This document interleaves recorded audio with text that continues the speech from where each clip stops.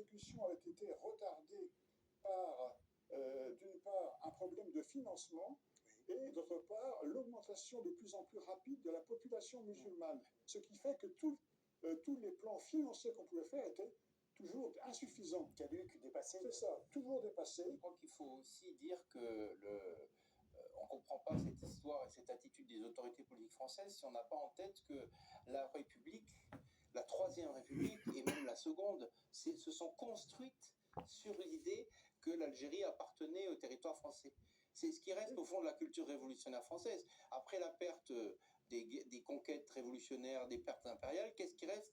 L'Algérie. L'Algérie est incorporée en 1848 au territoire français et la Troisième République l'a incorporée à l'histoire républicaine de manière plus récente que certains territoires métropolitains comme Nice et la Savoie.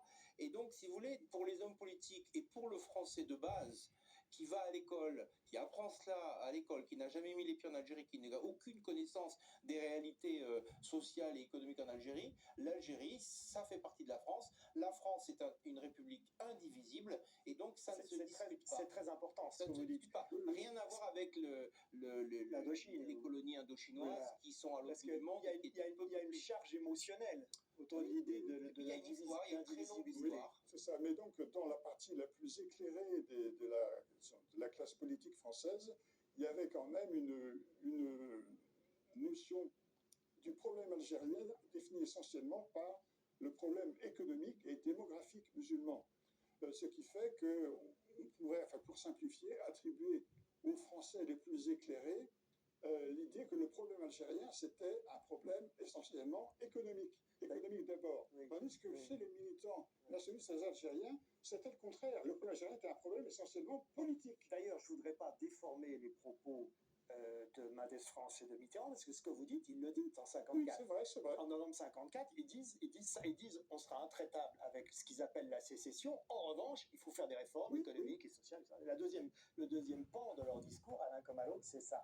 Alors, Pierre Vermeuren, il y a quand même quelque chose qui est assez frappant, c'est début 56. Il y a une assemblée nouvelle nationale qui vient d'être élue, début 56, et ces députés, ils votent l'octroi des pouvoirs de police à l'armée, les pleins pouvoirs à l'armée, en même temps qu'un grand plan de développement économique et social. C'est toujours et la conscription, de surcroît. Et la conscription.